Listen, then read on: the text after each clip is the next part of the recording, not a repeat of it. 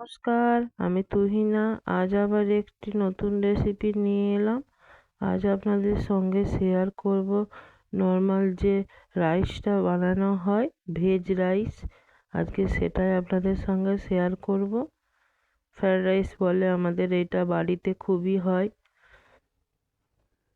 এটা আমার মায়ের রেসিপি। খুব কম সময়ে কিভাবে আমি ভেজ রাইসটা বানাচ্ছি সেটাই আপনাদের সঙ্গে শেয়ার করতে চলেছি। এখানে প্রথমে 1 চামচের মতো তেল দিলাম, দিয়ে কাজুগুলো একটু ভেজে নেব।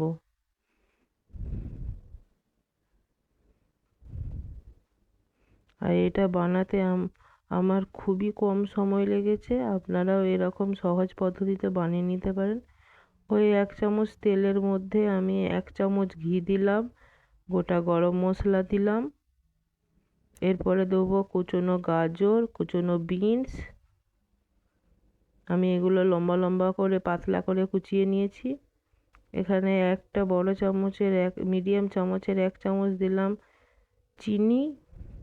এরপরে দেবো মটরশুঁটি। এরপরে 2 রকম ক্যাপসিকাম আছে, রেড ক্যাপসিকাম আর ইয়েলো ক্যাপসিকাম। এগুলোও দিয়ে দিলাম, একটু ভেজে নিচ্ছি।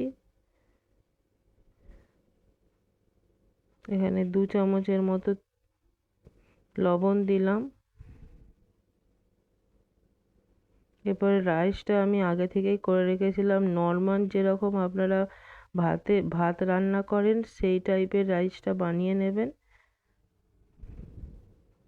এটা বাসমতি রাইস, কিন্তু নর্মাল আমি যেভাবে ভাত নামাই সেরকমভাবে রাইসটা আমি বানিয়ে নিয়েছিলাম। দেখুন, এরপরে ভালো করে নেড়ে চেড়ে নিচ্ছি। কয়েকটা কাজু দিয়ে দিলাম এতে।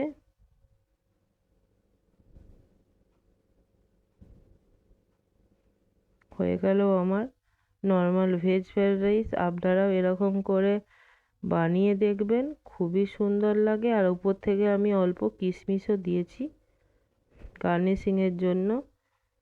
চলুন এখানেই রান্নাটা শেষ করছি।